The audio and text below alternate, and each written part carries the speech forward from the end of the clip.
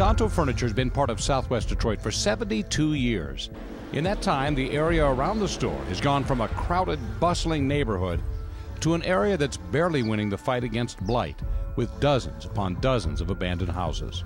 In our neighborhood here in Southwest Detroit, we don't have a single block that doesn't have 1 to 6 homes in this condition. Donto has dozens of pictures of homes that are abandoned, burned out, and dangerous. He drove past them every day as he came to work. It was so disturbing just driving into the community that we said, you know, we're going to start boarding up these houses. We don't know who owns them. We don't care who owns them.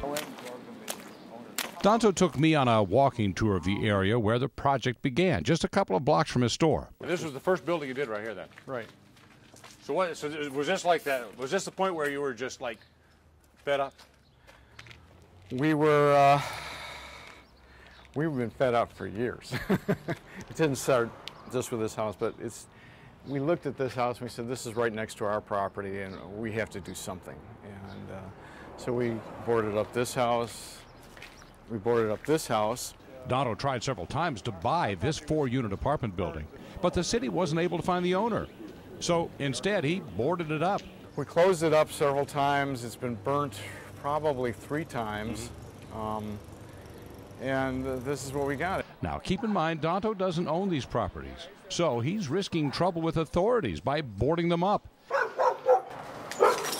But he says he will continue to use his own money to buy materials and use his work crews when they have a little downtime. Should we leave it as a burnt-out shell, or should we board it up? So we board it up.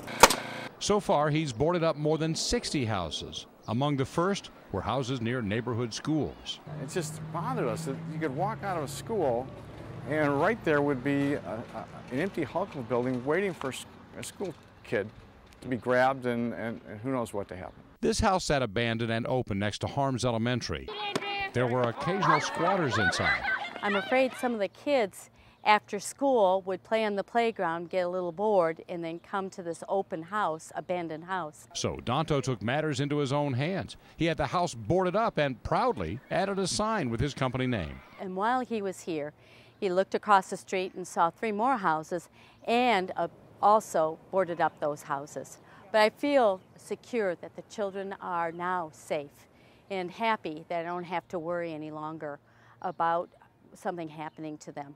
As more signs began to appear in the neighborhood, more neighbors began to call, pleading with Donto to come to their block because they were afraid of arson. As much as people want this, as much as people call you and ask for this, technically this is illegal.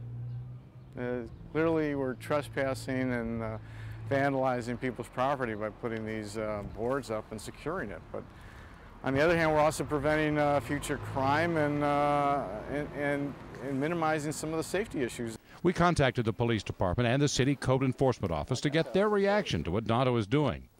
We never heard back. So there's nobody to stop you? No, there's nobody to stop us. There's people who come and thank us. You know, thank you for doing this. I think it's important to show the neighborhood that somebody cares.